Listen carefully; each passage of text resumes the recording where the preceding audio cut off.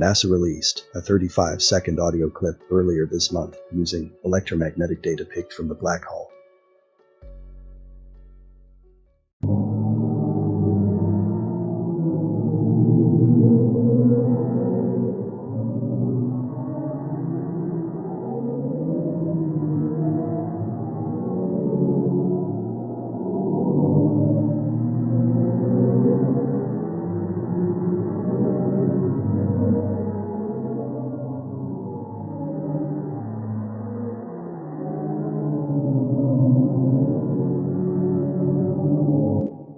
What we're listening to is essentially a resonification.